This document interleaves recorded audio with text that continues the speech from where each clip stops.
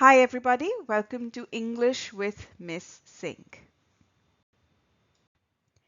Continuing with the revision series for the board exam preparation, today we are going to go over the poem Dust of Snow by Robert Frost. I know my saying poem must have put off some people because for some unknown reason I hear Indians pronounce this word as poem. To tell you the truth, that is incorrect in both American and British English. The word poem has two syllables in both, which means in British English it is pronounced as poem and in American it is pronounced as poem. And poem is how we say it in Indian English, and there is absolutely nothing wrong with it. Anyway, moving on from the brief pronunciation lesson, let me take you through the summary of the poem. This is a short poem that purposely skips many details. Well, if you think about it, it's just one long sentence broken down into 8 lines. And that's what the whole poem is, right? The poet is out for a walk and is unhappy for some unknown reason. So, I don't know for sure if the poet is out for a walk or he's sitting under a tree, but I do know that he's been unhappy that particular day. As he walks under a snow-covered hemlock tree, a crow shakes off some dust of snow on him. Now, these elements we do know exist in this scenario of the poem, but we do not know whether the crow is actually perched on the tree or is taking off, whether the poet is walking under the tree or standing or sitting, right? But we do know that all these elements are involved, and as a result, there's some snow that falls on the poet, whether on his head or shoulder. Again, we do not have all those details. Anyway, so what happens when the dust of snow is shaken off on the poet? He gets a cold shock, and that cold shock suddenly changes his mood entirely. This simple incident makes him happier and refreshed.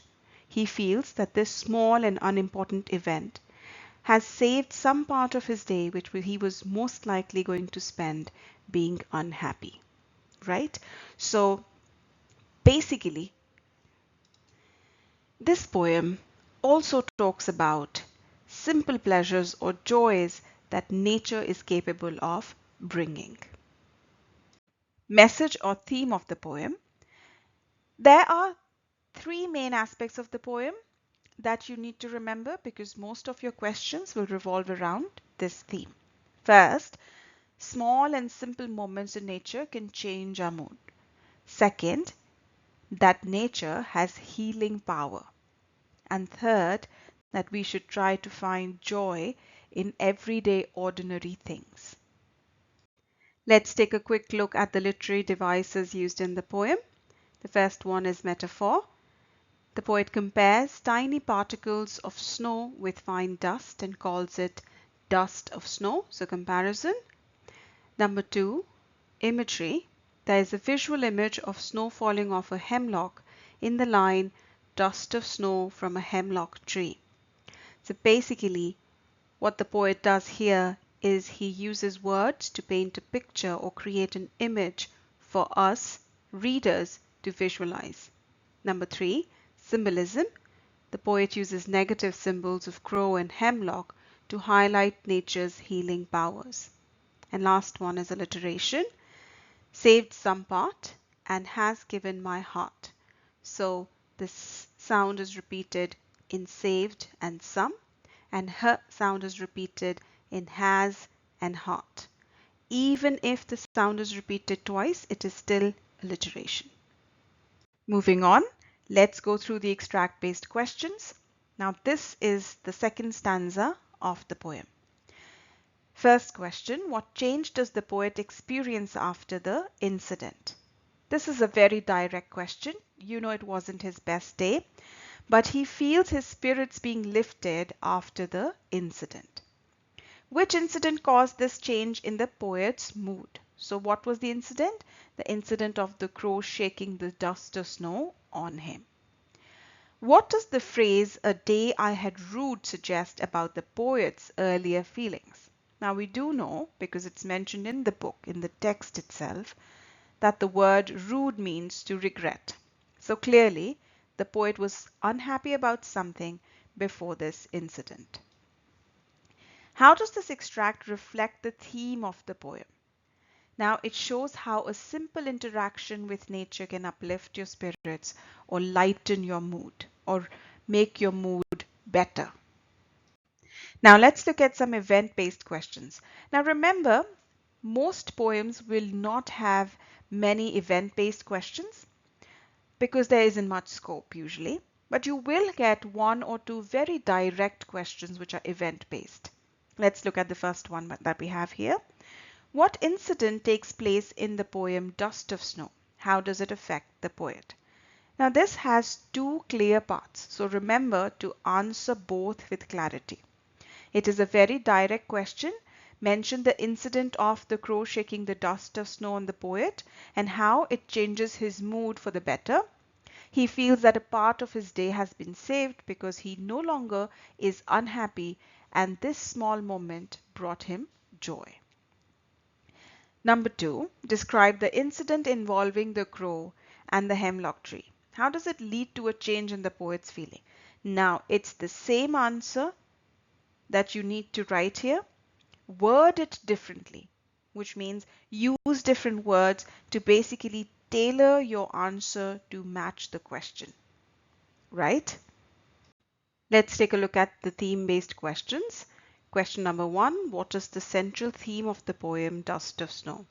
Now, if you get a question like this in your exam, consider yourself lucky because this is very straightforward and all you're expected to do is write the entire summary and all the 3 points that we discussed in the message slide.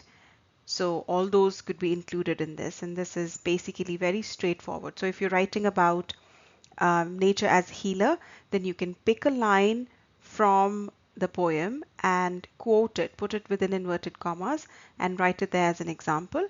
If, for example, you're writing about how small things can bring about big change or how little things can bring a lot of joy, then pick a line that could be quoted as an example for this theme, and then you can present it as an example. So remember to always quote lines from the poem as example.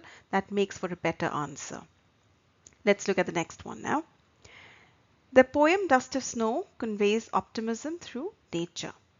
Discuss.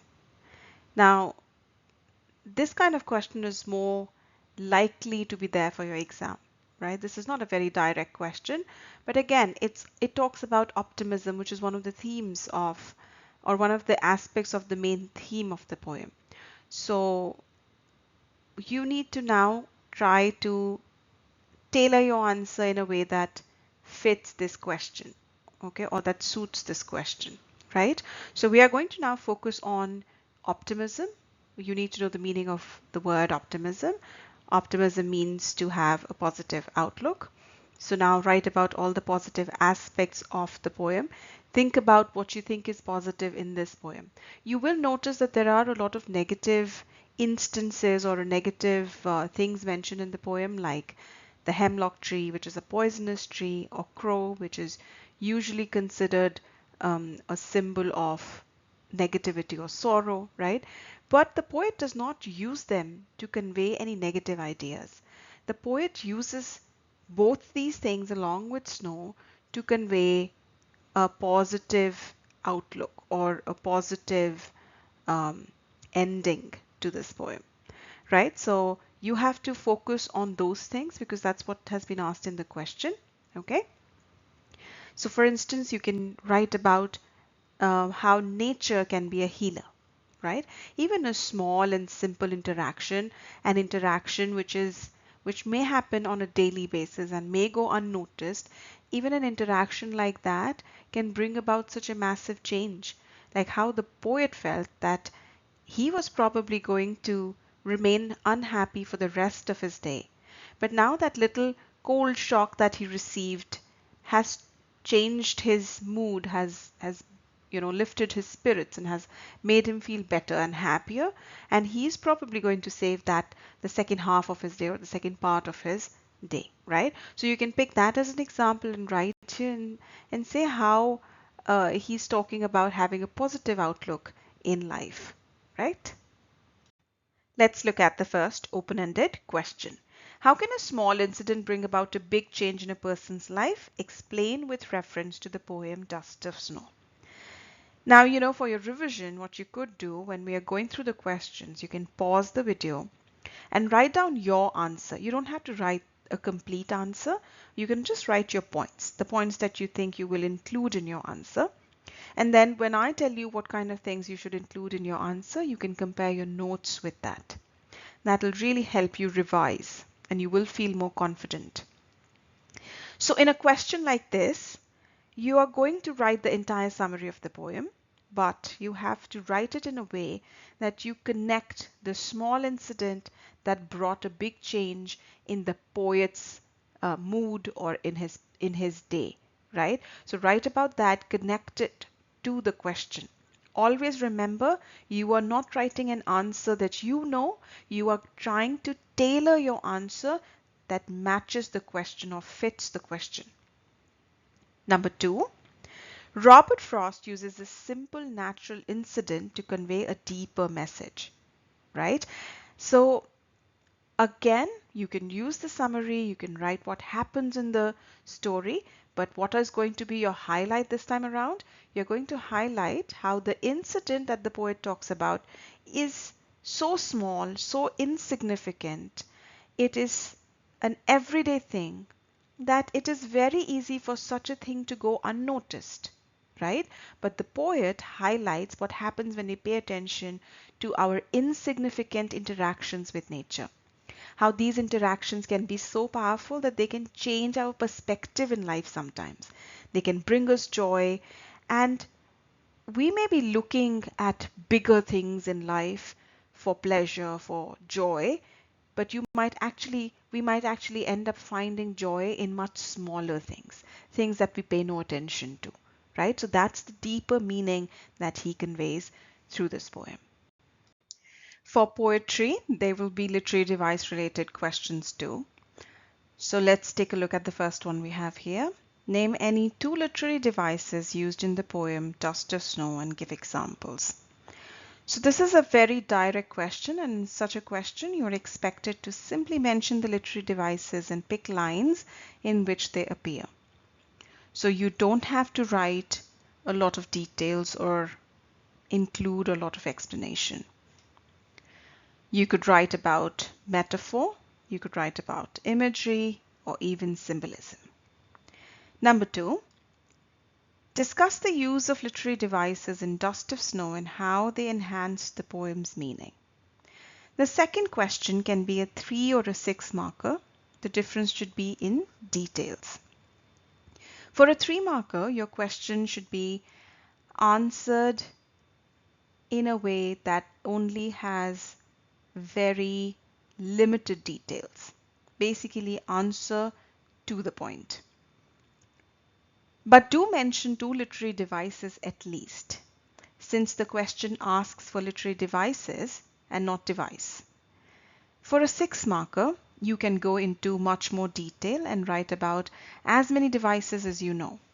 But before you answer the question, you need to establish the connection between the use of literary devices and the meaning of the poem or the message of the poem. See how you can justify that. I'm going to pick one device and show you how you can do it. So for example, if I pick symbolism, then I'll explain where symbolism appears in the poem. So the poet uses 2 negative symbols of crow and hemlock tree to convey a positive message. And what is he doing by that? He's highlighting the nature's healing power. The message we get is that the crow and hemlock are not negative by themselves, and people have attached negative meaning to them. Nature brings joy to us even from the least expected sources, right? So basically, you can explain any literary device in this way and connect it to the message of the poem. Lastly, let's talk about the vocabulary. There are not many new words in this poem, obviously, because it's a very short poem. Yet these are the words whose meanings you must know. See, it is very important to learn the meanings of new words in poetry than in prose. Why do I say that? Because it's much easier to understand meaning from the context in stories, since there are a lot many sentences that you get to read. While for poems, it's not so easy unless you really know the meanings, because they're generally short and have much deeper meaning. So the words we have here, number one is hemlock, which is a poisonous tree. I don't think hemlocks grow in India, but I think it's enough information for you to know that it is a poisonous tree. Number two, shook, which is basically the past tense of the word shake, and rude, which means regretted. It just sounds like the word rude, R-U-D-E, but the meaning is completely different.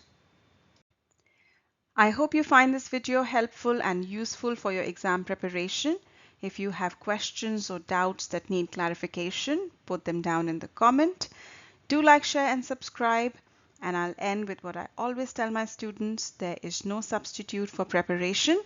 I'll see you in my next video. Bye bye and take care.